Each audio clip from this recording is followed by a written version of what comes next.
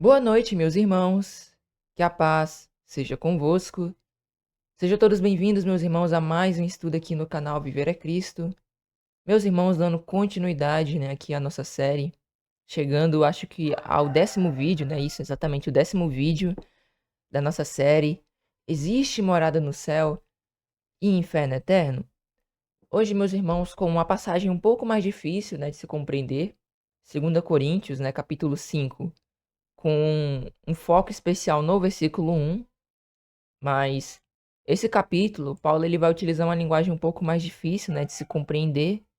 Portanto, exige, né, ali um estudo, né, do contexto, a exegese, né, ali várias estratégias de estudo e claro, né, sempre pedindo a direção a Deus para que possamos, né, aqui extrair o melhor e claro que aquilo que é correto, né, aquilo que esse versículo ele quer ali nos dizer, né? O que que a palavra de Deus quer nos ensinar aqui a partir de 2 Coríntios capítulo 5, especialmente do versículo 1. Mas vale ressaltar que o nosso estudo vai se estender ali até, pelo menos ali, pode ser que a gente até veja que o versículo 9 e 10, mas a ênfase do estudo é até o versículo 8, né?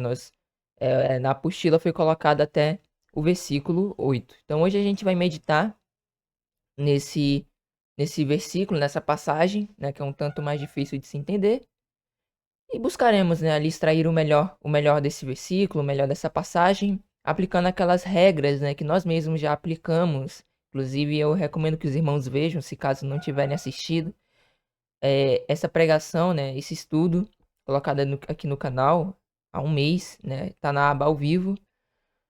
Como meditar corretamente, né, nas escrituras, né? Foi ali compartilhada regras, né, ali no caso práticas que são essenciais, ou seja, necessárias para uma meditação e estratégias, né, ali que apesar de não serem obrigatórias, elas ajudam, né, ali no discernimento e no conhecimento bíblico. Então, portanto, meus irmãos, eu convido, né, também os irmãos a assistirem, pois nós aplicaremos aqui algumas dessas regras aqui em nosso estudo, algumas dessas boas práticas, para que possamos extrair, né, o melhor dessa passagem e venhamos ali a compreender ali plenamente o que que esse versículo, o que que essa passagem, né, ela quer nos ensinar. E desde já, né, convido a todos a deixarem o like, o comentário, o compartilhamento, né, desse estudo em suas redes sociais, pois dessa forma os irmãos estarão colaborando com a divulgação desse estudo e logo, né, a tendência é mais almas serem alcançadas, né, por meio desse estudo e logo também chegarem, né, ali ao entendimento correto dessa passagem, né.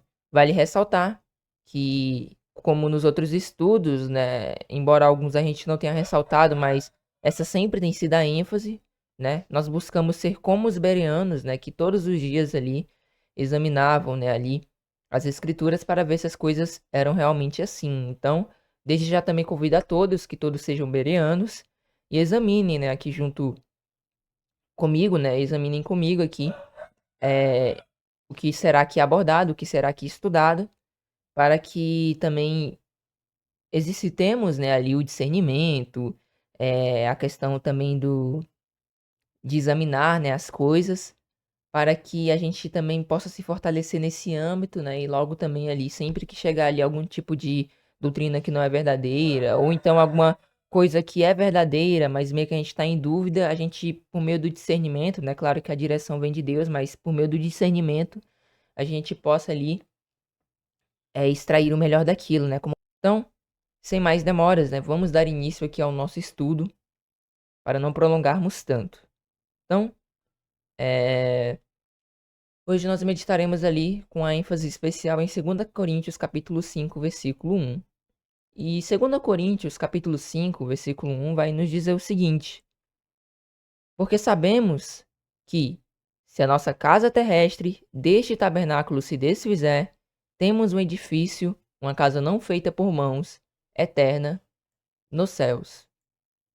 À primeira vista, o versículo pode sugerir que Paulo está afirmando que, quando o cristão morrer, passará a morar eternamente no céu. Entretanto, essa conclusão depende de uma leitura isolada do texto. Quando acompanhamos cuidadosamente o raciocínio do apóstolo, percebemos que seu objetivo não é explicar onde os salvos habitarão para sempre, mas confortar os cristãos diante da fragilidade do corpo humano e da esperança da ressurreição. A primeira observação importante é que o capítulo 5 ele não inicia um novo assunto. A divisão em capítulos foi acrescentada alguns séculos depois, né, alguns séculos depois da escrita da carta no texto original. Na verdade, no texto original, Paulo desenvolve um único argumento que começa no capítulo 4 e continua naturalmente no capítulo 5. Então, as cartas apostólicas, né, ali, elas não eram escritas como a gente escreve hoje, né? A gente vê, por exemplo, aqui essa apostila, né? A gente vê aqui, né, os parágrafos, vemos aqui a pontuação, as vírgulas, vemos ali as palavras separadas, né, ali, né? A gente vê toda essa organizaçãozinha. Mas, por exemplo, o texto grego, ele vai funcionar mais ou menos assim. E isso sem pontos, sem vírgulas, sem nada, né? Ele funciona dessa maneira. E aí, né, é preciso ali um entendimento, um discernimento para poder compreender ali toda a divisão do texto. Inclusive, é por isso que nas traduções, né, ali é colocada as vírgulas, né, a pontuação, para que na nossa língua se torne mais fácil de entender. Porque, por exemplo, se esse texto aqui ele não tivesse vírgula nem pontuação, né, a gente ia ler o texto todo de uma vez e não ia ter pausa, né? A gente achar que Paulo ele estava falando uma coisa tudo de uma vez, mas não é assim, né? Então a gente tem que ter toda essa examinação bíblica. Claro que também faz parte, né, ali dos tradutores colocar ali as vírgulas nos momentos que lhe cabem, né? Mas essa é a ênfase, né? A gente está enfatizando que as cartas ali, primordialmente ali, elas... E sempre foi assim, né? Desde o primeiro século, elas eram escritas ali, sem vírgulas, sem pontos, e eram todas ali escritas direta, né? Era linha por linha, ia escrevendo, e assim ia ali toda a divisão. E não é à toa que nós vemos aqui esse porque sabemos que, né? Se a gente voltar aqui na carta, a gente vê que não tem nada escrito antes. Mas Paulo, ele tá meio que tirando uma conclusão, né? Ali ele tá meio que enfatizando ali alguma coisa dentro de algum contexto. Então, é importante isso, a gente destacar essa ênfase também, que nem sempre, por exemplo, um capítulo o seu contexto vai estar dentro dele mesmo. Às vezes um capítulo começa ali no contexto no capítulo anterior. Então, o contexto de, por exemplo, o capítulo 5 vai começar no fim do capítulo 4 de 2 Coríntios. Então, nos últimos versículos do capítulo anterior, Paulo ele contrasta o sofrimento presente com a glória futura. Ele diz o seguinte em 2 Coríntios 4, versículos 16 ao 18, né? Nós vemos o seguinte aqui no capítulo. Porque, por isso, não desfalecemos, mas ainda que o nosso homem exterior se corrompa, o interior, contudo, se renova de dia em dia.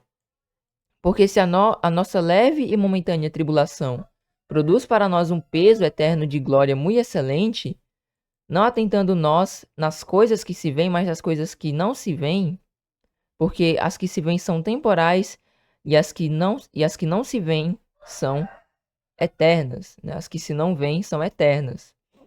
Aí a gente vê que ele traz ali uma continuação, ó, porque sabemos que. Então a gente vê que ele está dando uma continuação aqui a partir ali do capítulo 4. Então é exatamente nesse ponto que Paulo ele continua, no porque sabemos que, né, em 2 Coríntios capítulo 5, versículo 1, parte A.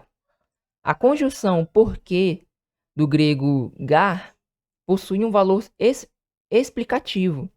Ela mostra que Paulo não mudou de assunto. Ao contrário, ele está explicando por que os cristãos podem olhar para as realidades eternas, mesmo sabendo que seu corpo é frágil e passageiro. O versículo 1 é, portanto, a continuação direta do pensamento iniciado nos versículos anteriores. Então, o versículo 1 aqui, ele vai se tratar da continuação aqui do versículo 18, de 2 Coríntios capítulo 4. Então, ele está falando aqui acerca do viver pela fé, né? Ele está destacando ali a questão da fragilidade humana, né? E aí ele continua. A gente vai ver o que significa tabernáculo, né? O que ele está dizendo aqui nesse versículo. Então vamos ler aqui mais uma vez, a partir do versículo 16 de 2 Coríntios 4. Por isso, não desfalecemos, mas ainda que o nosso homem exterior se corrompa, o interior, contudo, se renova de dia em dia. Por quê? A nossa leve e momentânea tribulação produz para nós um peso eterno de glória muito excelente. Então ele está falando de tribulação, ele está falando de dificuldade. E ele está falando também do homem exterior. O que é o homem exterior? Ele está praticamente falando do corpo, meus irmãos, né? Quando ele fala a respeito do homem exterior e o homem exterior se referindo ali à natureza humana, né? A natureza carnal, nós podemos dizer, né? E até mesmo o corpo humano.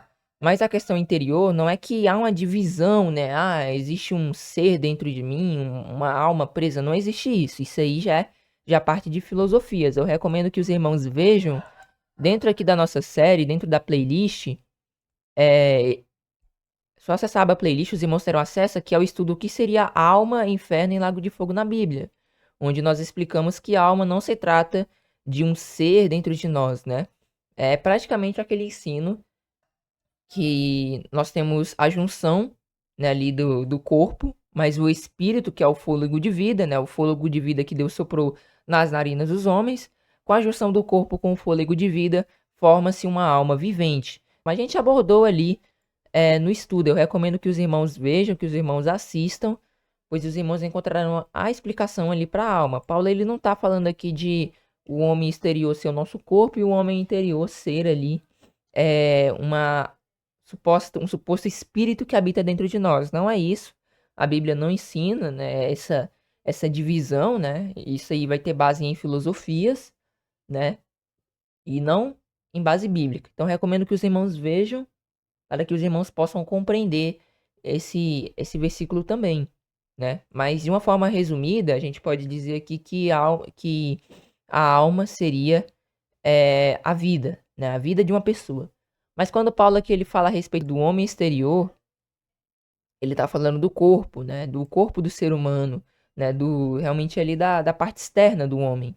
O interior ele está falando da, da consciência, né? Dos princípios, né? Que é o quê? É praticamente a nossa parte mais interior, a mente, né? Os pensamentos, essas coisas, né? Que a gente pode dizer. Esse vai se renovando a cada dia, através do quê? Da palavra de Deus, né? Porque funciona da seguinte maneira. É aquela comparação que a gente traz, por exemplo, com a vida cristã, né?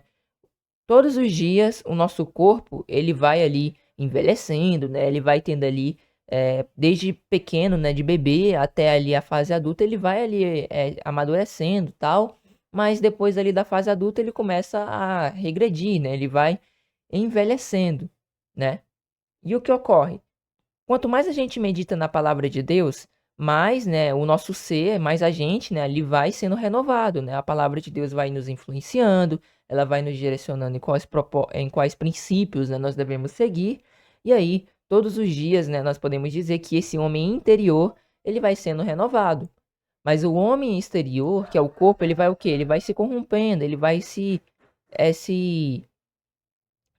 decompondo, né, regredindo, né, ali fisicamente, né? Isso que vai ocorrendo ali com o corpo, né? Nós sabemos que o corpo ele vai perecendo, né, ali aos poucos, né? Ele pode ali iniciar bem, né? O corpo ali realmente bom, né? Um bebê, por exemplo, ele vai ali realmente com aquele corpo, um corpo realmente novo, né? E aí vai ali crescendo, crescendo, crescendo até chegar na fase adulta, mas depois da fase adulta a tendência, né, é só o corpo realmente ir envelhecendo, né? Sabemos que isso é devido ao pecado. Mas bem, é isso que Paulo ele tá dizendo, né? Apesar do nosso homem exterior, né, apesar do nosso corpo perecer, nós, né, nós ali interiormente vamos sendo renovados todos os dias, porque a palavra de Deus ela nos renova todos os dias nós somos edificados, todos os dias a palavra de Deus nos ensina algo novo. Então é esse o princípio que Paulo está ensinando no versículo 16, né? Ele não está tratando de filosofia nem nada do tipo, né? É claro de se entender isso, é fácil de se compreender, né? Basta entender o significado de alma, né? Basta entender também a mesma questão do corpo, e você vai passar a entender esse versículo também de uma forma bem melhor. Então, eu recomendo que os irmãos vejam, né, mais uma vez aqui, o estudo, para que os irmãos possam compreender não só a alma, mas também o que seria o inferno, né, e o lago de fogo. A gente aborda ali algumas palavras no grego, significados que são importantes da gente compreender. E aí, né, certamente os irmãos poderão entender bem melhor aqui o que aqui o versículo 16 ele diz, mas nós já trouxemos aqui a explicação para ele, né? Paulo ele tá falando do corpo, né, e realmente da pessoa em si, né? O interior, ou seja, os princípios, a mente, né? A mente vai sendo cada vez moldada, né, para ser equivalente à mente de Cristo. Mas o corpo, infelizmente, ele vai perecendo, né? Seja pela velhice, seja por algum acidente, né? Por alguma doença. Infelizmente, né? Nós sabemos que depois do pecado, né? O corpo humano ele foi se deteriorando, né? Ele foi ali cada vez mais é, entrando, né, em uma decadência. Mas é isso que Paulo ele quer trazer nesse versículo, nessa passagem. Ele quer trazer a fé, a esperança, né? Que a gente não precisa temer essas coisas, ó. Ele vai dizer, ó. Porque a nossa leve e momentânea tribulação produz para nós um peso eterno de glória muito excelente. Em Romanos capítulo 8, no versículo 18, Paulo ele vai dizer: porque para mim tenho por certo que as aflições desse tempo presente não são de se comparar com a glória que em nós há de ser revelada. Ele falando da glorificação do corpo. Inclusive é o mesmo princípio que está sendo até abordado aqui, né? Que é a questão do corpo. Então, a nossa tribulação ali momentânea, né? Não estamos dizendo que é fácil, né? Ali a questão de santidade, né? Realmente é uma vida que não é fácil. Mas essa leve, né, e momentânea tribulação, ela produz para nós um peso eterno de glória muito excelente, porque Deus ele vê, né, a fidelidade, né, daquela pessoa que quer segui-lo e Deus ele vai fortalecendo, né, ele vai preparando a pessoa, trabalhando nela como o oleiro trabalha, né, ali num vaso, de forma que a pessoa vai sendo moldada. Então as tribulações elas também nos moldam. E aí ele entra no versículo 18: não atentando nós nas coisas que se veem, mas nas que não se veem. Porque as que se veem são temporais e as que não se veem são eternas. Ele está falando do olhar pela fé. Ou seja, tudo aquilo que a gente vê nesse momento, né, tudo que a gente pode contemplar, né, seja, por exemplo, aqui, né, eu estou diante aqui do computador, né, isso que eu vejo, isso aqui, ele não permanece para sempre, né, ele perece, ele realmente ele é algo temporal, né, e até mesmo o nosso corpo presente, ele é algo que é temporal, porque ele realmente não permanece para sempre, no caso, devido à afetação do pecado, né, infelizmente esse corpo ele foi se deteriorando, né? E aí vai ter a glorificação e dessa forma, né, o nosso corpo ele não vai ser mais algo perecível, né? Mas vai ser algo eterno, né?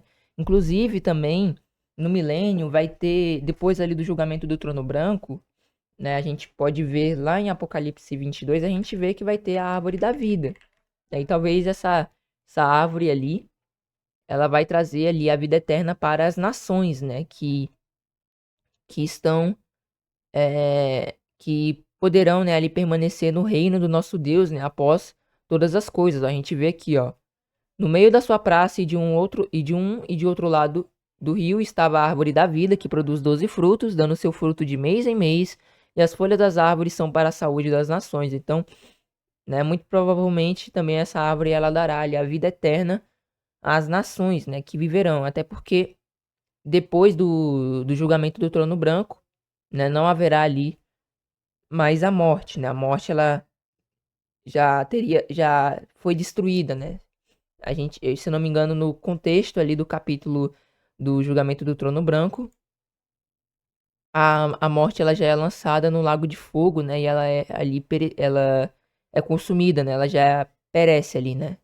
Que no caso foi o que foi a consequência do pecado em si, né? Não é que a morte em si é uma pessoa, é um ser. Mas quando diz que foi lançado no lago de fogo, é que ela foi consumida, ela deixou de existir, ela foi destruída. Então é esse o princípio. Então a gente tem aqui, ó. E a morte e o inferno foram lançados no lago de fogo. Essa é a segunda morte, inclusive, que não tem, né, como um local de fogo, né, como muitos tentam defender, né, o inferno, né? Alguns dizem que o inferno seria um local ali onde as pessoas pegam fogo, ser lançado no lago de fogo. É algo totalmente sem lógica e sem sentido. Por isso que o inferno ele não é realmente um local de onde as pessoas pegam fogo, né? A gente trouxe o entendimento a respeito do estado dos mortos e nesse próprio estudo também que a gente ressaltou muito bem ali o que significa. Então eu recomendo que os irmãos vejam, né? Por isso que o entendimento aqui é gradual. A gente tem abordado desde o primeiro vídeo até então vários temas que demonstram, né, ali o verdadeiro significado ali, o que seria o inferno na Bíblia. E nós vimos que com base na Bíblia não existe uma morada no céu. Do contrário, é o reino de Deus que está nos céus que vem até nós, né? Inclusive é por isso que a gente ora na oração do Pai Nosso, venha a nós o teu reino.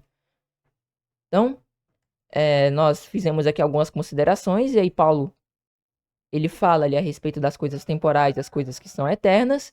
E aí, meus irmãos, ele entra no contexto do capítulo 1, né? Vamos ver agora o que se trata, né? O que ele está querendo dizer aqui nesse versículo 1. Nós vimos que desde já no capítulo 4, Paulo ele está se referindo ali à questão passageira, né? A questão, coisas que não são eternas, ao corpo, né? Talvez os irmãos eles estivessem meio que preocupados, meio tristes, devido às tribulações que eles passavam. E nós vemos que Paulo ali, ele está enfatizando, né, ali que a gente pode viver sim pela fé, né? A gente pode viver pela fé, olhando não para as coisas que se veem, mas para as coisas que não se veem, porque as que não se veem são eternas, enquanto as que se veem são temporais. Então é o viver pela fé. A gente vê que Paulo ele está falando da questão do corpo, né, do homem, do corpo do homem ele perecer, né, ali, mas Deus ele vai nos renovando, né, interiormente a cada dia, nos princípios, de forma que possamos cada vez mais ser semelhantes a Cristo. E é toda essa comparação que ele está trazendo, e aí ele entra no contexto do capítulo 5, versículo 1. Então, Paulo, então, emprega uma metáfora. Ele chama o corpo atual de casa terrestre desse tabernáculo. O termo, meus irmãos, tabernáculo, do grego eskenos, descreve uma tenda, uma habitação provisória. A escolha dessa palavra não é acidental. Assim como uma tenda é desmontada após cumprir sua função, o corpo humano também é temporário e está sujeito à morte. Então tem a palavra ali casa, né, se eu não me engano. E aí casa do grego é oikia, alguma coisa assim, né? E aí de fato refere-se, né, ali a uma habitação, mas ele chama de casa terrestre desse tabernáculo. Então ele está falando realmente de uma habitação que é terrestre, mas aí ele chama de tabernáculo. E tabernáculo não é algo que é eterno, é uma tenda, né? E o próprio significado dessa palavra, né, a gente pode pesquisar, refere-se a uma habitação provisória, não é algo eterno. Então a gente vê que ele está falando de uma habitação que é temporária, né? Ele está falando de algo que é temporário quando se desfizer, né? Então, ó, a gente pode pesquisar aqui, ó, o que significa, né, a palavra grega. Ó, tenda, barraca, tabernáculo. Ó, inclusive a própria já falou, ó, Paulo usa esquenos como uma metáfora para o corpo humano, descrevendo como um abrigo temporário, frágil, né, ali. É algo temporário, né, algo que é frágil ali, que não permanece para sempre, ó. Aí a palavra contrasta a impermanência da vida terrena com a habitação eterna e celestial, o oikos, né, ou casa, que seria o corpo, né, ali glorificado do qual a gente aguarda. Ele vai fazer meio que uma comparação. Então, olha aqui. Sim, exatamente, a palavra skenos, escrita em grego e tem a escrita grega, significa literalmente abrigo, tenda, casa ou habitação temporária. O termo é utilizado para se referir a algo que é transitório e não permanente. Então ele está fazendo a comparação. A gente viu que ele falou do homem exterior, que é o corpo, né, o corpo do homem, né, se corromper aqui não é o pecado em si, mas a questão eu posso até dar uma verificada depois na palavra, mas na verdade vamos dar uma verificada agora, né? O significado de corrompa no grego em 2 Coríntios 4,16 tem significado de destruir? Sim. Ó, no texto, 2 Coríntios 4,16, a palavra traduzida como corrompa no grego é diafi- diaphteiretai, e carrega um forte sentido de destruição progressiva, desgaste ou deterioração. Então tem esse significado, né? Tem esse sentido de arruinar, destruir. Então ele está fazendo essa comparação, né? A habitação aqui, o tabernáculo, que é algo passageiro, e a casa, né, ali eterna, que da qual ele está falando, é o corpo que Deus ele nos preparou, né, através do seu filho, através do plano de redenção realizado através do seu filho, né? Através de Jesus Cristo nós podemos ter acesso a esse corpo, um corpo equivalente ao de nosso Senhor Jesus, né? Esse corpo glorificado. Então, é, ele está falando dessa questão do corpo, ele está fazendo a comparação do corpo. A gente não pode sair do contexto e dizer, ah, não, Paulo que ele está se referindo a uma morada nos céus. Não, não é isso. Paulo ele utiliza uma metáfora. Inclusive é algo que Pedro ele muito bem ressalta lá em, acho que 2 Pedro 3. Tem uma passagem que ele vai falar a respeito de Paulo. Aqui, isso mesmo, ó. Versículo 15, a partir do 15, 2 Pedro 3. E tende por salvação a longanimidade de nosso Senhor, como também o nosso amado irmão Paulo vos escreveu, segundo a sabedoria que lhe foi dada. Falando disto, como em todas as suas epístolas, entre as quais há pontos difíceis de entender, que os indoutos e inconstantes torcem, e igualmente as outras escrituras para sua própria perdição.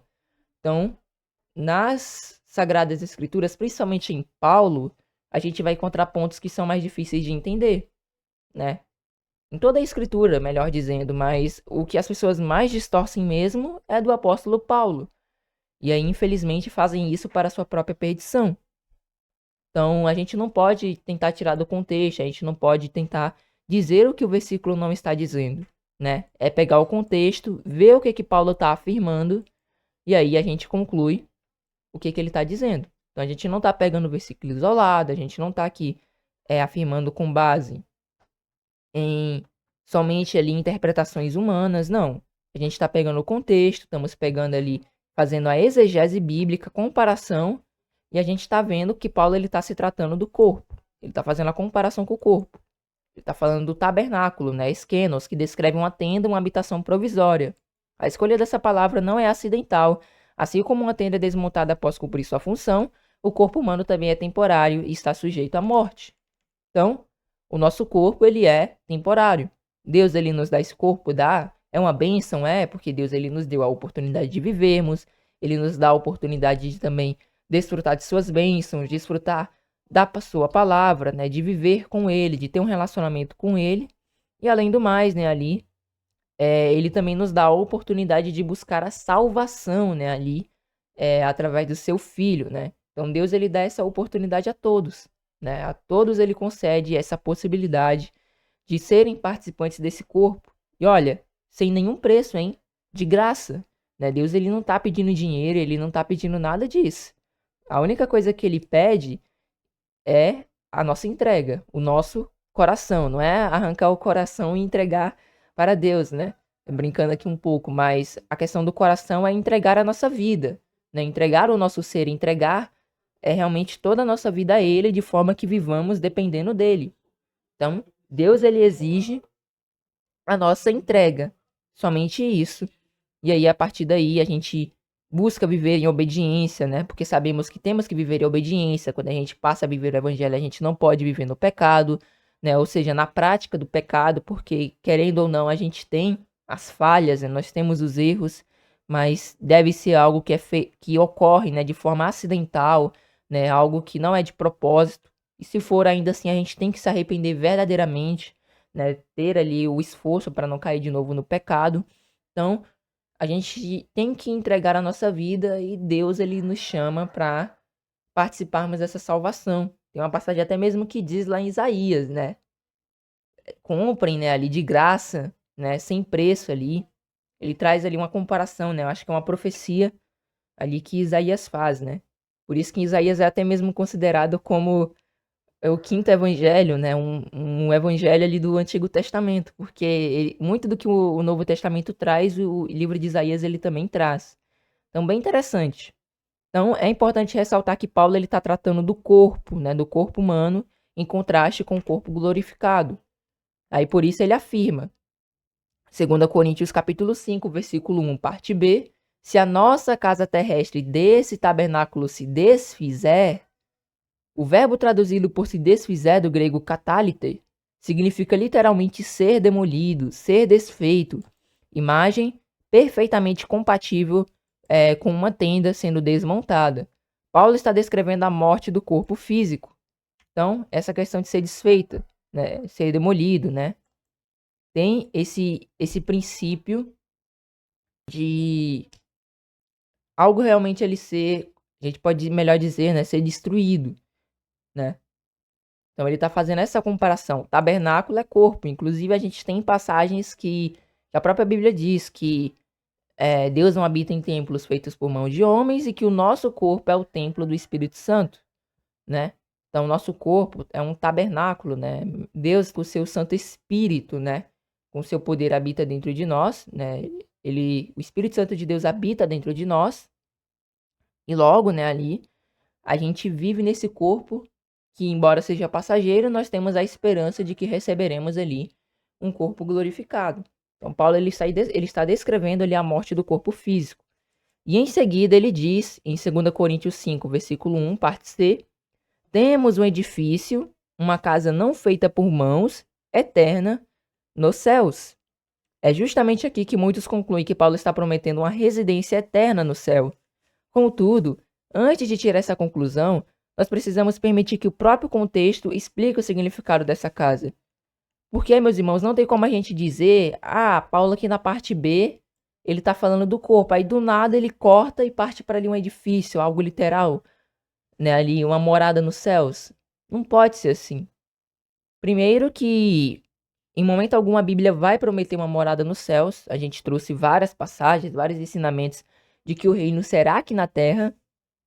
Foi isso que Deus prometeu, né, ali, a restauração, né, ali, né, toda a restauração, tal, também, né, são profecias dadas ali, né, até mesmo ali, a gente vê, né, é uma imagem muito linda, né, Apocalipse 21, que fala, né, da restauração da terra, né, não haverá mais dor, nem tristeza, nem clamor, né, então a gente vê toda essa restauração. E a gente não pode afirmar que aqui Paulo ele está dizendo, só Paulo vai dizer que agora existe uma morada no céu, não é isso, né? Por isso que muitas das vezes as pessoas elas acabam se perdendo, é como aquele princípio que Pedro ele trouxe. Nas cartas de Paulo tem pontos que são difíceis de entender, dos quais os indoutos e inconstantes torcem para a sua própria perdição. Então a gente tem que examinar o contexto e ver o que Paulo está dizendo. E pelo contexto a gente viu que Paulo está falando o quê? De corpo. Se Paulo está falando de corpo, a prosseguir também tem que se tratar de um corpo também, a comparação que ele está fazendo. Então a gente tem que deixar que o contexto explique o significado aqui dessa casa, né, que ele está se referindo. Nos versículos seguintes, Paulo ele não passa a falar sobre uma cidade celestial, sobre viver no céu, ou sobre uma mudança definitiva de localização. Pelo contrário, ele continua utilizando exatamente a mesma metáfora que a gente trouxe, né, um pouco mais antes, aquele contraste do tabernáculo e a casa que é chamada de eterna. Esse corpo que nós temos agora é um corpo transitório, é um corpo passageiro, enquanto o corpo glorificado, né, ele vai ser um corpo eterno, né, um corpo que não é sujeito ao pecado, um corpo que não é sujeito à morte, um corpo que não perece, é um corpo que realmente é glorioso e é eterno, né? Então ele está fazendo esse contraste, não é uma morada no céu que ele está dizendo aqui.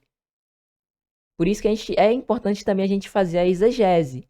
Olha como a exegese ajuda muito no entendimento, né? A gente extrai o melhor. Agora, se a gente pegasse só esse capítulo aqui e tentasse interpretar, não seria muito mais difícil, né? Tentasse entender. Por isso a importância da gente aplicar ali aquilo que a gente trouxe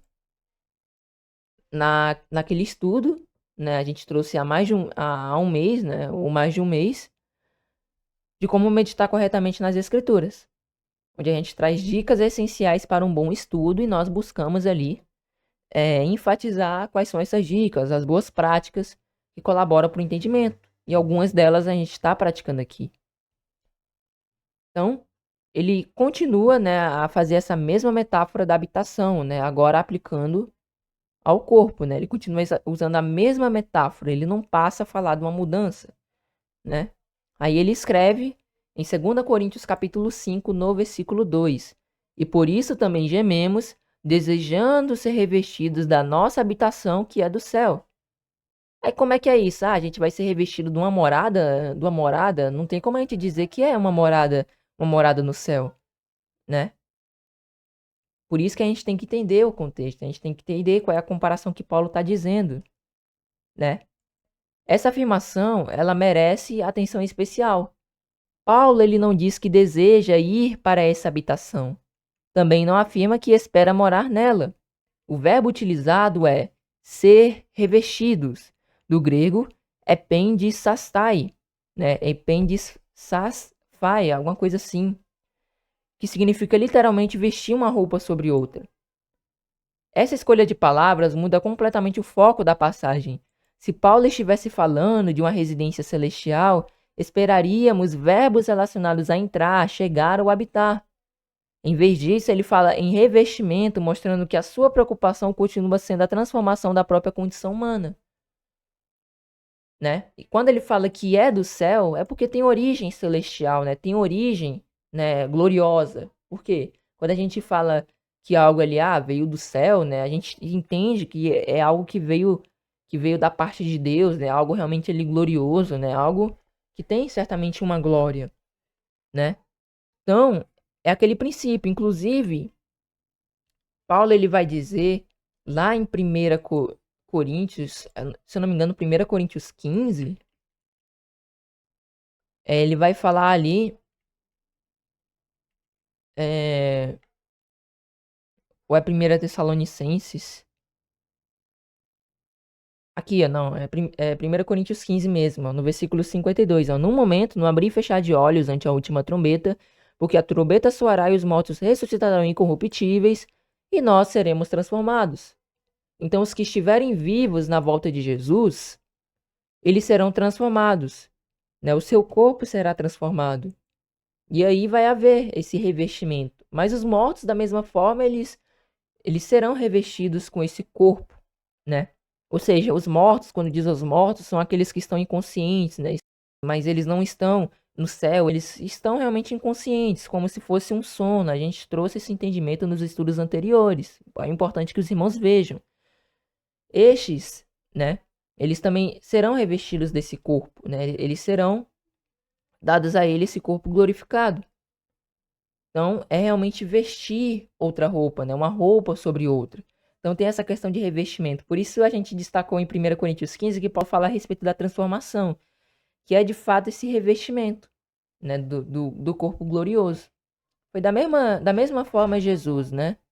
Jesus, ele tinha ali o seu corpo na condição de Adão, né? Um corpo sem pecado, era um corpo de fato ali que era como princípio, mas ele não tinha o corpo glorificado ainda. Ele não havia o corpo glorificado, né? Ele não detinha esse corpo, ele só foi possuir, né? Só foi dado a ele esse corpo depois que ele ressuscitou. Ou seja, quando ele morreu, e a partir do momento que ele ressuscitou, ele foi revestido desse corpo. Então, nem mesmo Jesus ele possuía esse corpo antes, ele possuía o corpo na condição de Adão, né? Que muito provavelmente será ali o corpo que as pessoas das nações elas terão ali no reino, né? Um corpo na condição de Adão. Então, tem esse revestimento. Nós vemos que esse revestimento também se cumpriu em Cristo, né? Então, olha que interessante, né, meus irmãos? Então, Paulo ele não está trocando, ele não está dizendo sobre a morada no céu, ele está falando a respeito do revestimento, né, desse corpo ali glorificado. E olha, meus irmãos, eu pesquisei aqui qual o significado de habitação, né, aqui no grego, no versículo 2, né? A gente vê aqui essa parte que ele fala, né, ser revestidos da nossa habitação. E aí no grego, né, a palavra é oiketerion, né? E esse termo ele descreve especificamente uma morada, residência ou um local apropriado, né, ali para se viver. Então, Paulo ele está falando do corpo ali terreno e está falando do corpo glorificado. Eu creio que só por a gente enfatizar isso, né, meus irmãos, eu já poderia finalizar aqui o estudo, né, e acabar, né, aqui. Mas vamos prosseguir, vamos nos aprofundar, né? A gente tem aqui mais alguns versículos ali para a gente meditar um pouco, né? Temos um pouco aqui mais adiante para seguirmos. Bem, voltando aqui, no versículo seguinte, Paulo ele desenvolve ainda mais essa ideia. Nós vemos o seguinte no versículo 3: Se todavia, estando vestidos, não formos achados nus. É um pouco confuso, né, esse versículo aqui. Mas tem versões que meio que deixam um pouco mais claro ali, meus irmãos, o que esse versículo está querendo dizer. Então, ao dizer, estando revestidos, não fomos achados nus, Paulo prepara o leitor para o que explicará no versículo seguinte. Seu desejo não é ficar despido, mas revestido, isto é, receber a habitação celestial da qual acabou de falar. Então, eu recomendo que os irmãos vejam, confiram em outras versões, como por exemplo a NVI, que vai ficar um pouco mais claro, mas quando Paulo ele está falando aqui, se todavia estando vestidos não formos achados nus, é, pelo que pelo que a gente aparenta ali ver, Paulo ele de fato está afirmando, né, da questão que quando, né, formos achados ali revestidos, né, vestidos com esse corpo, a gente não vai ser achado ali nu. Esse nu refere-se a morto, né? A gente não vai se encontrar morto, a gente vai se encontrar ali vestidos, né, vivos. Né? A NVI, ela deixa um pouco mais claro de entender isso. Os irmãos podem dar uma conferida depois. Mas bem, vamos seguindo aqui adiante. Dessa forma, o próprio contexto interpreta a metáfora. A casa mencionada no versículo 1 não é apresentada como um lugar para onde o cristão vai, mas como algo que o reveste. O contraste permanece entre o corpo mortal e o corpo glorificado, e não entre a terra e o céu. Ele está fazendo a comparação entre o corpo glorificado e o corpo humano, que é esse presente momento, né? Esse corpo mortal, esse corpo perecível. E aí no versículo 3 ele enfatiza que quando nos encontrarmos vestidos com esse corpo, a gente não vai se encontrar morto, né? Teremos de fato esse corpo, que é um corpo físico, né? A gente vê ali os discípulos tocando, né, no corpo de Jesus, né? Jesus pede depois um peixe, ele come, né? Essa interpretação, né, esse entendimento, ele se torna praticamente incontestável quando chegamos ao versículo 4. No versículo 4 ele diz o seguinte: porque também nós, os que estamos neste tabernáculo, gememos carregados, não porque queremos ser despidos, mas revestidos para que o mortal seja absorvido pela vida, né? Quando Paulo ele fala, não porque queremos ser despidos, é o quê? Não porque queremos ser mortos, né? A gente não quer ser morto, a gente não quer morrer. A gente quer o quê? Ser revestido com esse corpo, né? A gente não quer ser destruído. Por isso que a gente até mesmo extrai daqui o entendimento de que nos aqui se refere a essa questão de, de morto, né? Então, a gente vê que o desejo que Paulo está expressando é que ele não quer ser realmente despido, ele quer ser revestido desse corpo. Ele está fazendo uma metáfora, né? É uma comparação aqui que ele está trazendo. Por isso que é um pouco mais difícil de se entender. Mas nós vemos claramente, né? Agora o próprio Paulo ele explica a sua metáfora. Enquanto estamos neste tabernáculo, isto é, neste corpo mortal, experimentamos limitações, sofrimentos e a própria realidade da morte. Contudo, ele deixa claro que seu desejo não é ser despido, ou seja, seu desejo não é ser morto, ele não quer morrer, né? Ele ser ali também destruído, a gente poderia dizer, né? Esse não é o desejo de ninguém, sabemos, mas ser revestido desse corpo glorificado. Mais uma vez, né, o verbo ele aparece relacionado ao revestimento. Paulo ele não demonstra qualquer interesse em permanecer morto. Pelo contrário, sua esperança consiste em receber aquilo que Deus preparou para substituir a condição mortal. A frase final do versículo esclarece definitivamente seu pensamento, para que o mortal seja absorvido pela vida. Essa expressão merece atenção especial. Paulo não diz que o objetivo é abandonar a terra para viver no céu, né, na habitação de Deus. O propósito é que o mortal seja absorvido pela vida. A palavra traduzida por absolvido, o verbo grego, é o verbo grego katapoté, né? Catapofé, é algo mais ou menos assim, que significa literalmente consumido, engolido, devorado. A mesma palavra aparece em 1 Coríntios 15:54, que diz o seguinte: E quando isto que é corruptível se revestir da incorruptibilidade, e isto que é mortal se revestir da imortalidade, então cumprir-se-á a palavra que está escrita: tragada foi a morte na vitória, né? Então, esse tragado, né? Se eu não me engano, esse tragado ali que vai ser ali a palavra katapoté, né, ali do grego. Então a ligação entre as duas passagens é evidente. Em 1 Coríntios 15, Paulo trata detalhadamente da ressurreição dos mortos. Ali, ele afirma, no versículo 53, que é um antes, ó, porque convém que isto que é corruptível se revista da incorruptibilidade, e que isto que é mortal se revista da imortalidade. Então olha que interessante, né? Então, nós vemos aqui que ele está aqui em 1 Coríntios 15 trazendo ali a questão da ressurreição, né, ali. Então, nós vemos claramente aqui essa comparação. Observe as semelhanças. Em ambas as passagens aparecem os mesmos temas, o corpo mortal, o revestimento e a vitória sobre a morte. Isso mostra que Paulo está desenvolvendo a mesma esperança escatológica. O assunto continua sendo a glorificação do corpo, não uma promessa de residência eterna no céu.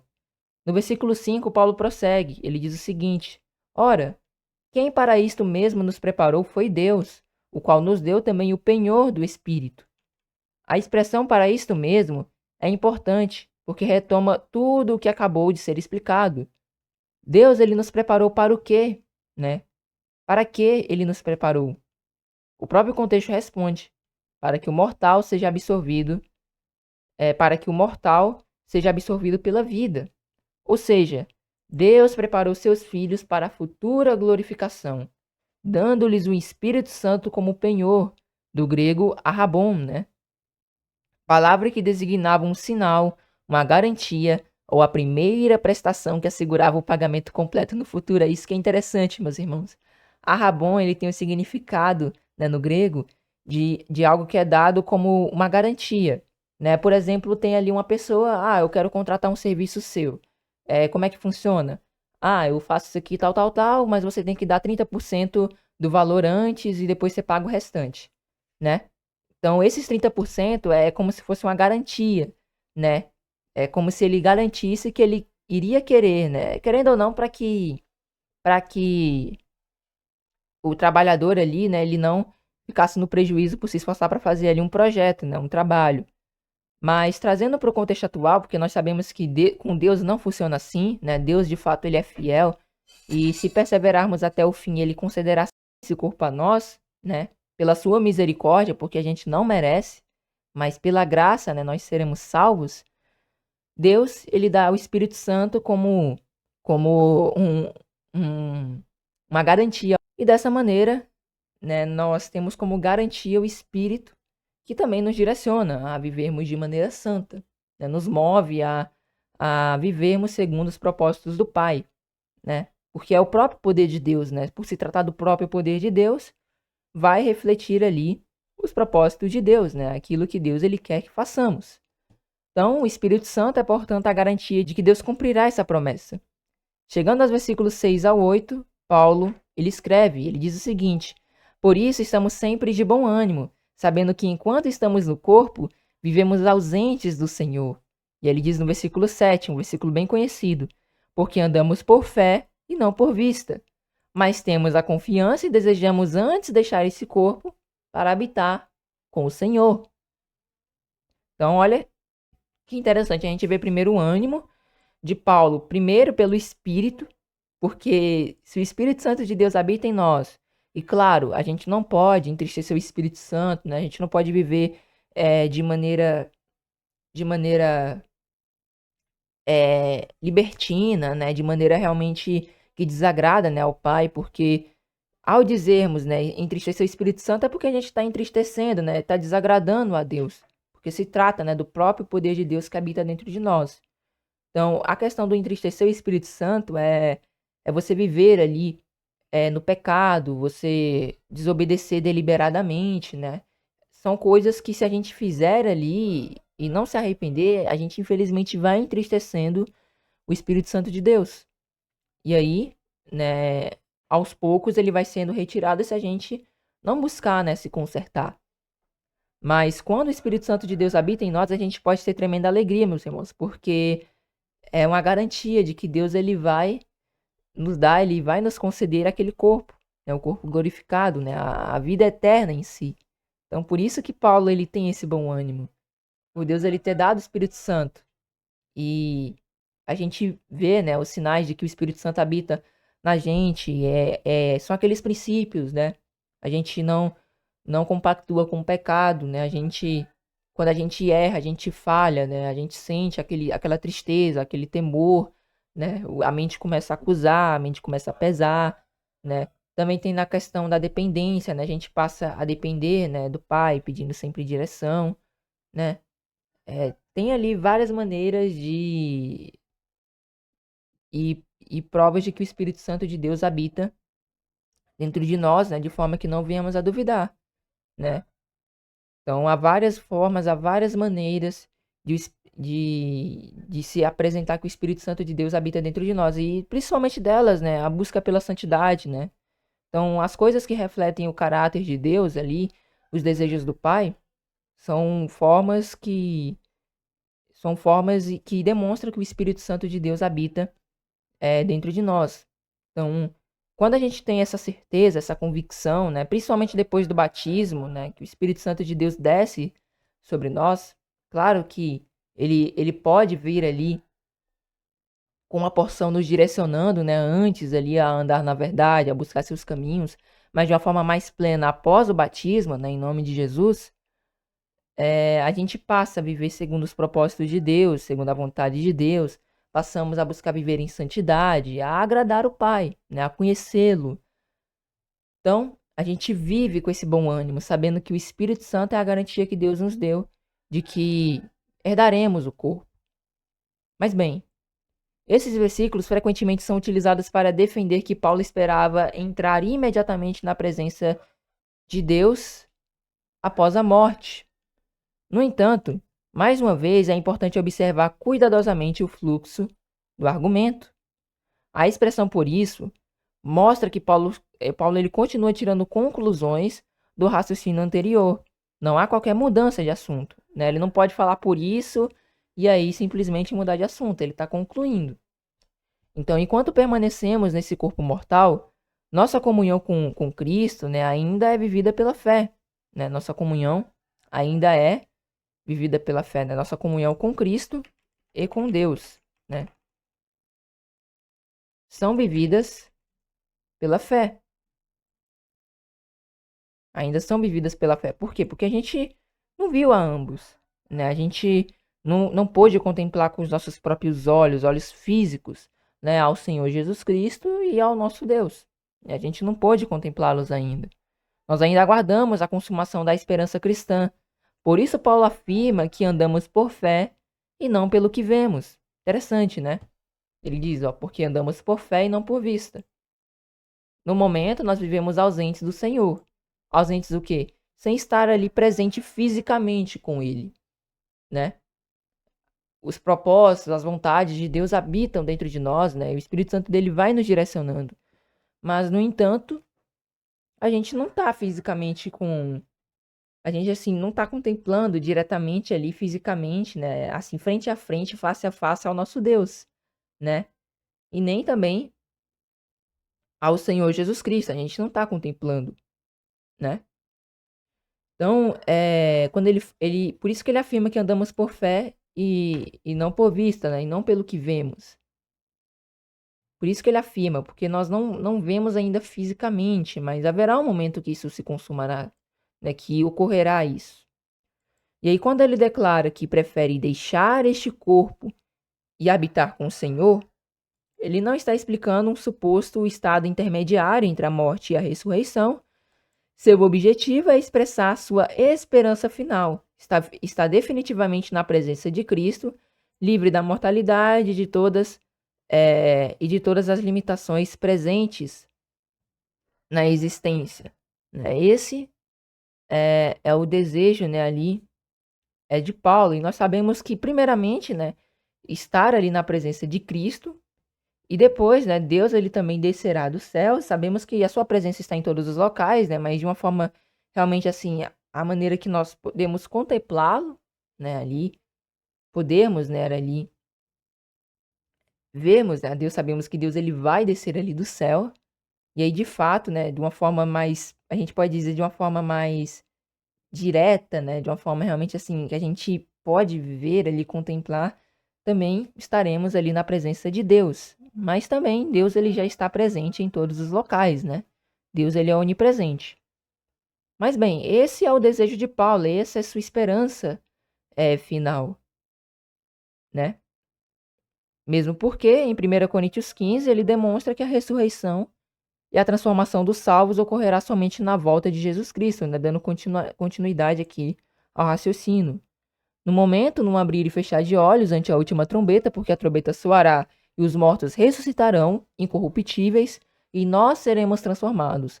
Porque convém que isso que é corruptível se revista da incorruptibilidade, e que isso que é mortal se revista da imortalidade. E quando isto que é corruptível se revestir da incorruptibilidade, e isto que é mortal se revestir da imortalidade, então cumprir-se-á a palavra que está escrita: tragada foi a morte na vitória. Então, tanto a ressurreição, meus irmãos, é um acontecimento futuro, quanto também a transformação dos nossos corpos também é algo futuro. E Paulo, ele está expressando o desejo de que ele quer deixar este corpo, esse corpo perecível, para habitar na presença do Senhor, né? Ele pode estar falando aqui, no caso ele está enfatizando ambos, né? Querendo ou não, né? Primeiramente, o Senhor Jesus Cristo, e mais posteriormente, né, ali alguns anos depois, um tempo depois, a gente sabe que Deus descerá da terra e também a gente habitará com Deus, né? Deus ele vai habitar com os homens. Então, esse é o desejo de Paulo, mas ele está expressando o quê? Deixar esse corpo, né? Se ele quer deixar esse corpo, é porque ele quer ser revestido do corpo glorificado, né? Não é o que ele tem enfatizado? E nós vemos que em 1 Coríntios 15, a ênfase é que a ressurreição e esse revestimento do corpo glorificado é somente na volta de Jesus. A gente não pode negar. Está escrito aqui. E também, meus irmãos, lá em o capítulo 2, 2 Timóteo 2, vai dizer o seguinte, ó. Versículo 16, a partir do 16 até o 18. Mas evita os falatórios profanos, porque produzirão maior impiedade. E a palavra desses soará como gangrena, entre os quais estão Himeneu e Fileto, os quais se desviaram da verdade, dizendo que a ressurreição já era já feita, e perverteram a fé de alguns. Se a gente afirma que já existem pessoas conscientes, seja no céu, seja na condenação, a gente está afirmando indiretamente que a ressurreição já aconteceu. Tá vendo como é uma heresia? Está condenado na Bíblia aqui, ó. 2 Timóteo, os irmãos podem abrir, né? Aqueles que não viram, podem abrir em suas Bíblias, 2 Timóteo capítulo 2, e ler o versículo 16 ao 18, vai estar da mesma maneira. Então, olha aí, né? Então, são coisas futuras. Então, Paulo ele não está dizendo, eu quero morrer e logo ir lá para o céu habitar com o Senhor. Paulo ele não está dizendo isso. Paulo ele tinha consciência das escrituras, ele tinha um entendimento. Nós sabemos que Paulo era muito usado por Deus. E ele não detinha um entendimento ali, a gente pode dizer que de origem grega, né? Essa questão desse céu, né? As pessoas acham que vão habitar, né? A gente não está enfatizando que não existe o terceiro céu, a habitação de Deus. Mas a Bíblia deixa claro que a gente não vai habitar lá, que a gente não vai morar lá, né? O único ser humano que foi lá, né? Foi o nosso Senhor Jesus Cristo, o único homem. E ele foi lá e nem ficará lá eternamente. Ele vai depois descer, reinar sobre a terra, e após o milênio, o julgamento do trono branco, Deus ele vai e passa a habitar com o homem aqui na terra, porque ele também vai descer dos céus, né? Não confundamos as coisas, né? Quando digo que Deus habitará ali com o homem na terra, é o acontecimento futuro que se dará após o julgamento do trono branco.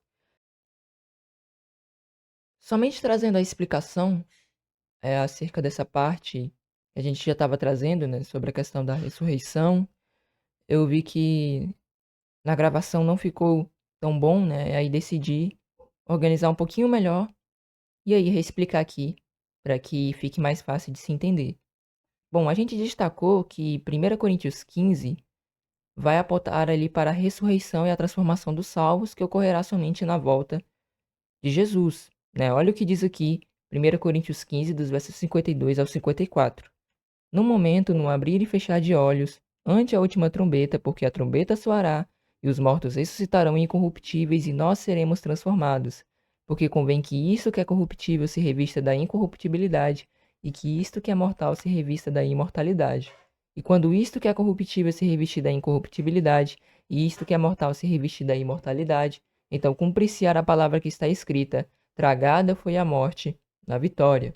Então a gente vê que se trata, né, ali do acontecimento final, o acontecimento futuro.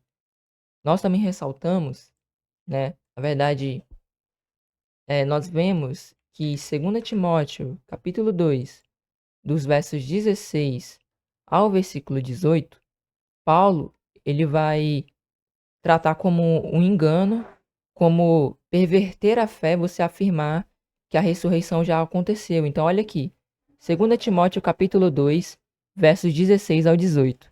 Mas evita os falatórios profanos, porque produzirão maior impiedade.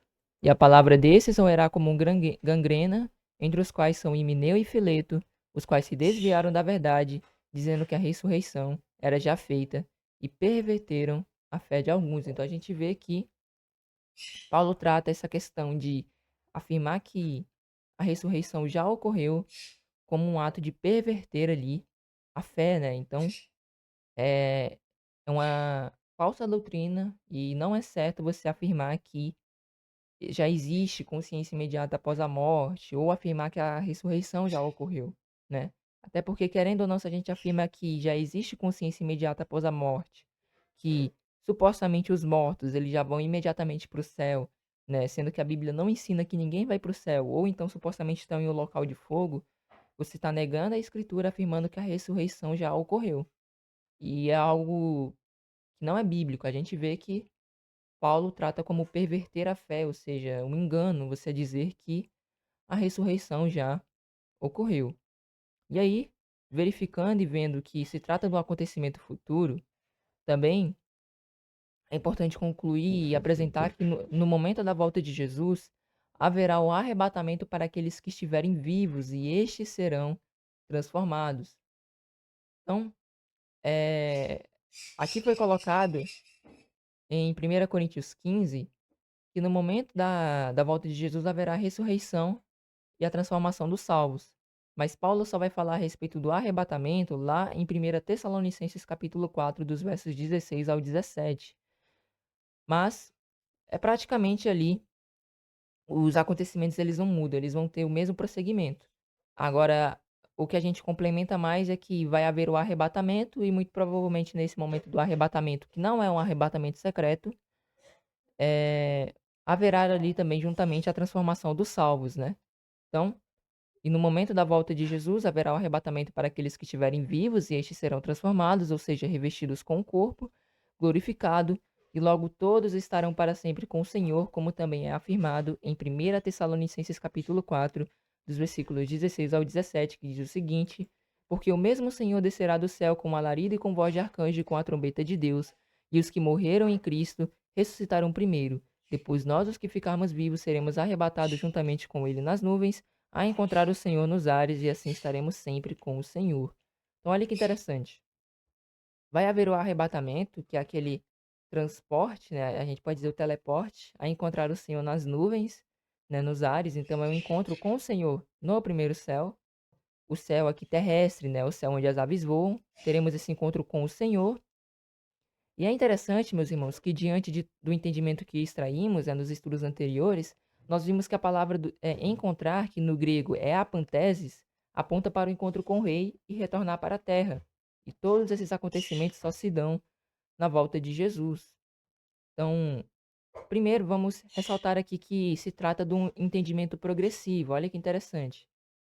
Paulo aqui ele vai afirmar em 2 Coríntios 5 que ele deseja, né? Mas temos confiança e desejamos antes deixar este corpo para habitar com o Senhor. Então nós vemos aqui que o desejo dele, né, é deixar esse corpo mortal, né? E creio que também de todos, para, no caso, ser revestido, né, do corpo glorioso e estar ali, né, perante também o nosso Senhor Jesus Cristo e claro que mais futuramente, né, com o nosso Deus também, a gente pode dizer que face a face, né, que Deus descerá do céu para habitar ali, na terra junto com os homens, né? Isso que é interessante, a gente vê isso lá em Apocalipse capítulo 21. E aí, né, ele tem esse desejo de ser despido desse corpo mortal para habitar com o Senhor. Só que ele explica em suas cartas, né, o que que isso vai acabar significando. E vale ressaltar que esse desejo de Paulo, né, de deixar esse corpo para habitar com o Senhor, não é algo que ele desejava, por exemplo, eu quero ser revestido do corpo glorificado e habitar no céu. Não é isso que ele está dizendo. Todo o entendimento aqui ele é progressivo. A gente vê que a ressurreição é algo que ocorrerá só futuramente. Sabemos que Paulo se encontra morto, né? Mas claro, ele poderá participar da primeira ressurreição, né? Tudo indica que ele participará da primeira ressurreição, sim. E todos os acontecimentos indicam que a volta de, no caso, a ressurreição e a transformação daqueles que estiverem vivos, né? Que puderem estar vivos ali na volta de Jesus, se dará tudo naquela mesma ocasião, que é a volta do nosso Senhor Jesus Cristo. Então se trata de um acontecimento futuro. Paulo não está dizendo que ele quer ali morrer naquele momento para já naquele momento ir supostamente para o céu, né, habitar com o Senhor. Não é isso que ele está dizendo. O que ele deseja é ser revestido do corpo glorificado, porque ele sabe que quando ele for ressuscitado, né, e for revestido desse corpo glorificado, ele sabia, né, disso, quando ele fosse ressuscitado, ele estaria, né, ali com o Senhor Jesus Cristo, por exemplo, lá na volta, né, dele. E aí ele estaria sempre com o Senhor. A gente vai ver, a gente já viu, né, ali em 1 Tessalonicenses 4, né, afirma, e assim para sempre estaremos com o Senhor. Então é esse o entendimento dado aqui por Paulo em 2 Coríntios capítulo 5. Então, olha aqui, vejamos que interessante. 1 Coríntios 15 vai apontar ali para a ressurreição como algo futuro. A gente viu que 2 Timóteo capítulo 2 afirma que a ressurreição, você dizer que a ressurreição já ocorreu, ou crer em doutrinas que indiretamente afirmam isso, como por exemplo consciência imediata após a morte, você afirma um engano. E aí apontando para o futuro, olha que interessante. Vai haver toda essa questão do arrebatamento, do encontro com o Senhor nas nuvens, após a ressurreição, o revestimento do corpo glorificado para aqueles que estiverem vivos na volta de Jesus, daqueles que puderem participar da primeira ressurreição, né, e tiver todo esse encontro, todo esse acontecimento que a gente está ressaltando aqui, Paulo ele afirma e assim estaremos sempre com o Senhor. Então, ele não está dizendo aqui, olha, eu quero deixar esse corpo para ir lá para o céu e habitar. Não é isso que ele está dizendo. Você vê que pelo contexto e pelo entendimento que está sendo apresentado aqui, na verdade, Paulo, ele está afirmando que quer ser revestido do corpo glorificado e ter, né, habitar ali com o Senhor, né, algo que ocorrerá ali futuramente. E aí a gente aplica o entendimento da palavra apanteses. O que é que ela significa, meus irmãos? Eu fiz uma pesquisa aqui rápida para a gente só ressaltar brevemente o que é que ela significa, que a gente trouxe isso nos últimos estudos. Recomendo que os irmãos vejam. No grego koiné, apantese significa o ato de ir ao encontro. No contexto cultural do primeiro século do Império Romano, o termo descrevia uma prática cerimonial em que cidadãos saíam das muralhas de sua cidade para recepcionar um rei ou dignitário visitante, escoltando-o triunfalmente de volta ao destino final. Então, olha aí, né, meus irmãos, que interessante. Então, a gente já vê aqui o significado primário. E aí, ó, só pesquisei isso aqui, ó, qual o significado de apantese no contexto do primeiro século e a IA já me deu ali, ó, o significado para aquilo que a gente quer trazer, ó. Olha que interessante. A recepção do rei. Os cristãos do primeiro século usavam a panteses para descrever o retorno de Cristo, né, indicando que os crentes subiriam para recebê-lo nos ares, mas como uma comitiva de boas-vindas que o escolta triunfalmente até a terra. Então é mais ou menos isso, meus irmãos. Pensemos em uma cidade, em um reino, né? O que que ocorre? Tem ali todo aquele ajuntamento daquela cidade, e aí tá chegando ali uma grande autoridade. Essa cidade, né, os habitantes dessa cidade saem para receber aquela autoridade, mas é com uma celebração, com uma festa, e aquela autoridade, ela era escoltada de volta para a mesma cidade daqueles habitantes. Então, o mesmo vai ocorrer com os cristãos, né? A gente vai receber Cristo nos ares, né? A gente vai ter aquele encontro com ele nos ares, mas não é um encontro para encontrar com ele nos ares e voltar para o céu, não é isso, né? A gente vê com base em toda a Bíblia, né, todo o significado, é um encontro com o Senhor nos ares para recebê-lo e voltar aqui para a terra. O próprio Apocalipse vai afirmar isso de forma clara. Olha que interessante. A gente pode acessar aqui, Apocalipse, eu acho que capítulo 5. Se a gente acessar aqui, olha, que interessante, ó.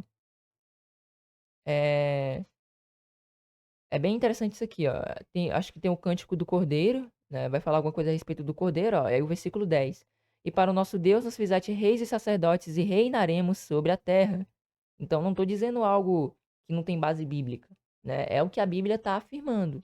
A própria pedra lá da visão de Daniel, ela não bate nos pés da estátua e rebimba para o céu, não. Ela bate nos pés da estátua e vira um grande monte. E daí a gente entende, olha, de fato, Jesus ele vem, ele destitui todos os reinos dessa terra e estabelece seu reinado, que nós chamamos de milênio, né? Para isso, meus irmãos, eu recomendo fortemente que os irmãos vejam a série Revelando Apocalipse, que os irmãos encontrarão aqui no perfil do canal ou na descrição desse vídeo, né? Os irmãos encontrarão aqui a série Revelando Apocalipse, que é muito interessante, né? E aí a gente vê que o entendimento é progressivo, meus irmãos, né? Primeiro, ocorre essa questão, né, ali da ressurreição, é um acontecimento futuro que ainda vai acontecer, né? E aí, depois de tudo isso, né, a gente tem esse encontro com o Senhor nos ares, a gente retorna para a terra. Então é um encontro com ele nos ares, ou seja, no céu onde as aves voam, e depois, né, ali retornam para a terra, né? No caso, eles vêm novamente para a terra. E é isso que é o mais interessante, como a Bíblia tem conexão até mesmo nas palavras gregas, né? Olha que relevante e que interessante, né? E aí, para confirmar ainda mais o entendimento, a gente tem, meus irmãos, a profecia de Zacarias capítulo 14. E o que é que ela significa, meus irmãos? Bom, aqui vai falar a respeito do dia do Senhor. Se eu não me engano, quando vai falar que Senhor, né, está se referindo ao nosso Deus. Mas nós já explicamos essa passagem, já explicamos, né, também em estudos anteriores, que se trata eh, de uma referência à volta de Jesus. Mas vejamos bem, não vamos confundir as coisas. Quando fala aqui a respeito do Senhor Deus Yahvé, né, bendito seja o seu nome, não é porque essa profecia remete a que Jesus seja Deus.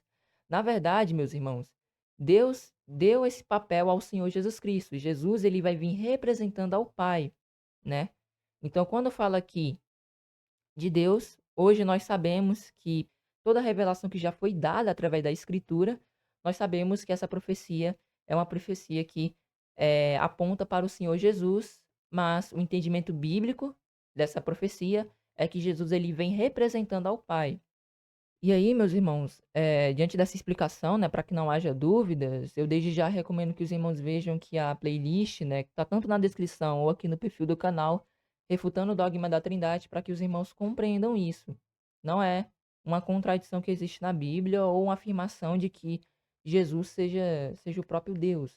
Na verdade, meus irmãos, é uma profecia que foi dada ali a respeito de algo, né, que como não existia, né, ali alguém, não existia alguém para representar a Deus, foi dado ali naquele momento como o próprio Deus. Mas hoje nós sabemos que essa profecia aponta para Jesus Cristo, o representante de Deus o Pai, né? Ele foi o homem, né, pelo qual Deus ali, ele deu ali a autoridade, né, deu ali o poder, e também foi dado a ele, né, ali o papel de fazer o juízo, né? A gente vê isso nas escrituras também. Mas bem, apontando agora para o versículo 4, nós vemos aqui na primeira parte, ó, e naquele dia estarão seus pés sobre o monte das oliveiras. E olha que interessante, meus irmãos, o Novo Testamento ele vai confirmar também esse entendimento.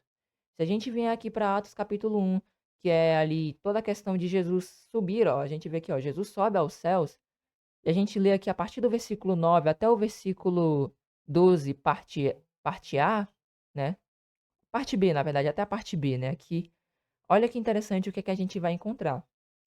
E quando dizia isto, vendo eles, foi elevado às alturas, e uma nuvem o recebeu, ocultando-o a seus olhos.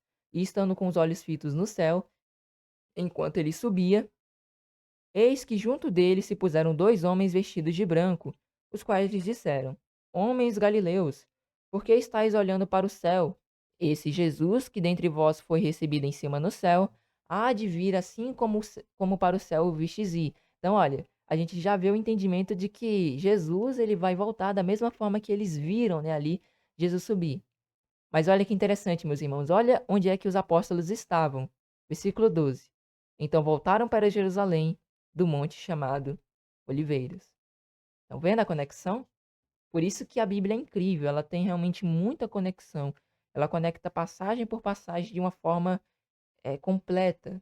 Então, olha que é realmente motivo de alegria, né? Que interessante, né, meus irmãos? Então, a gente tá vendo aqui um entendimento progressivo. A gente viu que o entendimento é progressivo. Paulo mesmo vai explicar isso. Ó. Ele não apresenta um entendimento aqui, aí depois nas outras cartas vai apresentar outro entendimento. Não é isso. 1 Coríntios 15, versos 52 a 54, aponta para uma ressurreição e transformação dos salvos futura. 1 Tessalonicenses, da mesma forma, aponta para uma volta do Senhor Jesus de forma é, gloriosa, de que todo olho verá, né? E além do mais, nós vemos o arrebatamento e o encontro com o Senhor nos ares, né? Que a gente sabe a palavra panteses, que é um encontro e uma volta de maneira a escoltá-lo, né, ali para a terra novamente. E conforme as profecias, Jesus tocará seus pés sobre o Monte das Oliveiras. E como nós vimos em Apocalipse capítulo 5, ele reinará, né? Nós reinaremos com ele sobre toda a terra. Então, é esse o entendimento progressivo que a gente vê aqui, que é bem, mas bem interessante, né?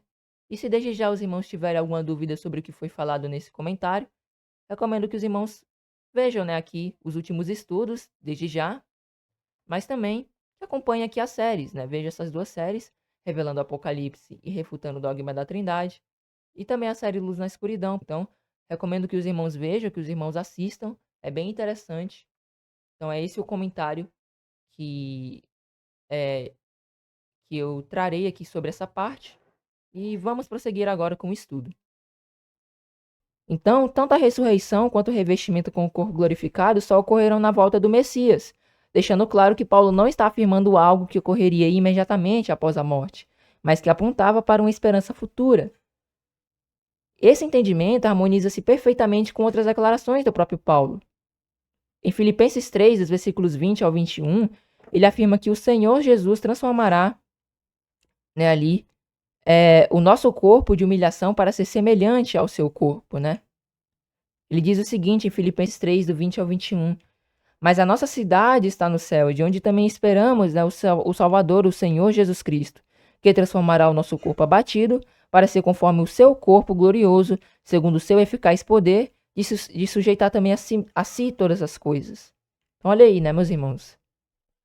E claro, a gente já trouxe o entendimento também de cidade aqui, né? A gente não pode dizer que cidade aqui é uma habitação que há lá no céu. A gente só pode de fato enfatizar a Nova Jerusalém, mas ainda assim não é o que esse versículo está querendo dizer. Nos estudos anteriores, a gente trouxe a exegese da palavra cidade, e na verdade a palavra cidade, e até tem versões que trazem, ou melhor, seria cidadania, né? Ou seja, a nossa cidadania tem origem celestial. A palavra cidade aqui no grego, ela tem um significado de leis e princípios, ordenanças, como se fosse uma constituição pelo qual, né, ali uma sociedade, uma nação era regida, né? Então tem esse mesmo princípio. Essa cidade está se referindo, né, melhor dizendo, à cidadania, que é o conjunto de regras pelos quais os cristãos eles vivem. Então a nossa cidadania, o nosso modo de viver tem origem santa, né, uma origem celestial, porque procede do céu. E aí, né, depois disso, o Senhor, aqui diz, né, o Senhor Jesus Cristo transformará o nosso corpo abatido para ser conforme o seu corpo glorioso, segundo o seu eficaz poder de sujeitar também a si mesmo todas as coisas, né, a si todas as coisas. E nós sabemos que tudo isso é pelo poder que Deus lhe deu, né, Jesus, que deu o nome de Cristo, né, que significa ungido, ou seja, ele é ungido por alguém. Este é Deus. Ele não detinha esse poder antes. Foi-lhe dado a autoridade, foi-lhe dado também o poder. Então, quando ele fala segundo o seu eficaz poder de sujeitar também a si todas as coisas, foi porque Deus deu essa autoridade a ele. Mesmo porque lá em 1 Coríntios 15, Paulo ele vai dizer o seguinte. Nós vamos ter aqui nos versículos 24, depois virá o fim, quando tiver entregado o reino a Deus, ao Pai, quando houver aniquilado todo império, toda potestade, toda força, porque convém que reine até que haja posto todos os inimigos debaixo de seus pés, né? Ora, o último inimigo que há de ser aniquilado é a morte, porque todas as coisas sujeitou debaixo de seus pés, mas quando diz que todas as coisas lhe estão sujeitas, claro que se situa aquele que lhe sujeitou todas as coisas. Então Deus, ele deu essa autoridade a Jesus de todas as coisas serem sujeitadas, né, debaixo de seus pés. Então, até mesmo Cristo ele tem autoridade derivada, né? Ele tem também poder derivado, porque o poder pelo qual ele opera é a autoridade de Deus e o Espírito Santo do Pai, que é o poder do Pai. Então, a gente poderia, melhor dizendo, né, que através de Jesus Cristo nós seremos ali transformados, né? O nosso corpo abatido será transformado para ser conforme o seu corpo glorioso, segundo o seu eficaz poder, né, que aí seria a autoridade e o poder que Deus deu a ele, né, lembrando que ele tem essa autoridade e esse poder derivado, né, não seria assim de uma forma direta dele, mas do Pai, mas Deus deu a ele essa autoridade e esse poder de sujeitar também a si todas as coisas. Mas nós vimos que Deus, ele não está sujeito ao Senhor Jesus, mas Jesus, ele está sujeito ao próprio Deus, deixando claro, né, essa divisão ali de seres, apontando claramente que Jesus não é o próprio Deus. Então, somente fazendo essa ênfase para que não haja dúvidas, é um pouco difícil de entender. Inclusive, esse estudo, eu creio que ele é um pouco mais difícil de entender. Se caso os irmãos não tiverem entendido, eu recomendo que os irmãos revejam, né, esse estudo. Vale ressaltar que também estarei disponibilizando a apostila, né, quando tivermos ali finalizando, né, essa série. Mas bem, prosseguindo adiante, em Romanos 8, versículo 23, diz que aguardamos a redenção do nosso corpo. Né? Romanos 8, 23 diz o seguinte: E não só ela, mas nós mesmos, que temos as primícias do Espírito, também gememos em nós mesmos, esperando a adoção, a saber, a redenção do vosso corpo, do nosso corpo, né? Que no caso aqui a adoção reflete, né, ali a plenitude, a completude da adoção, né, ali como filhos, né? Nós já somos filhos de Deus, mas isso terá a sua plenitude, né, a sua completude, a gente pode dizer, quando formos revestidos do corpo glorificado, né? Por isso que Paulo fala a respeito aqui da redenção do nosso corpo. Então, em 1 Coríntios 15, apresenta a ressurreição como um momento em que a morte será finalmente vencida. Seria incoerente interpretar ali 2 Coríntios 5 como se Paulo, né, estivesse abandonando completamente esse tema para ensinar algo diferente. O contexto mostra exatamente o contrário. Desde o final do capítulo 4 até o versículo 8 do capítulo 5, o assunto permanece ali o mesmo.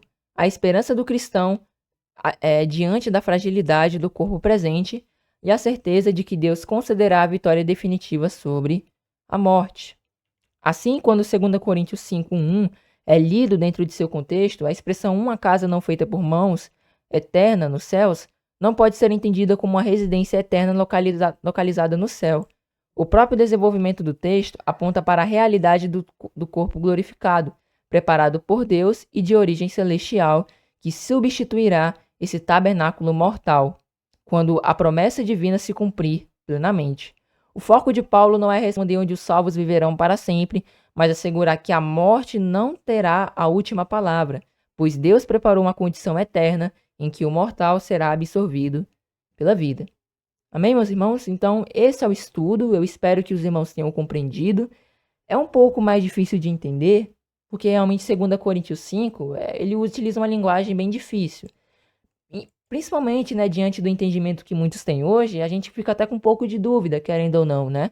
Mas Deus, ele vai ali nos direcionando, nos orientando, né? Inclusive, a princípio, né, foi um pouco difícil eu entender, por exemplo, esse versículo 3, mas graças a Deus, né, ele deu entendimento. E aí, né, meus irmãos, estou trazendo aqui, graças a Deus, né, o estudo aqui para os irmãos para explicar esse capítulo que é um pouco mais difícil, né? E aí, somente para a gente finalizar aqui com o versículo 9 e 10, né? Pois que muitos desejamos também ser-lhes agradáveis, quer presentes, quer ausentes, né? O ausentes, né, é no momento, ou seja, que a gente vive agora, a gente viu aqui, a gente viu bem aqui no versículo 6, ó, vivemos ausentes porque a gente não está de uma forma mais plena, ou seja, assim, fisicamente, assim, face a face, né, diante do nosso Deus e nem do Senhor Jesus Cristo, a gente não está assim face a face diante de ambos, mas ele enfatiza que muito desejamos ser-lhes agradáveis, né, ser-lhe agradáveis, né, quer presentes, ou seja, estando realmente face a face, ou ausente, que é nesse momento que nós vivemos agora, porque todos devemos, né, comparecer ante o tribunal de Cristo, para que cada um receba, né, segundo o que tiver feito por meio do corpo. Então, olha que interessante como a ênfase é o corpo, meus irmãos, né, ou o bem ou o mal, né? Vale ressaltar que o tribunal aqui de Cristo é o tribunal que ocorrerá ali para aqueles que forem salvos, né? Onde vai ver tipo aquela prestação de contas que Cristo ele já enfatizou, né? A parábola dos talentos. O homem ele vai para uma terra remota, deixa seus servos ali multiplicando os talentos, e quando ele voltar, ele quer ali ver aqueles talentos multiplicados, ele quer ver ali o que a gente fez. E aí, naquele momento, vai ser dado pra gente ali a recompensa, né?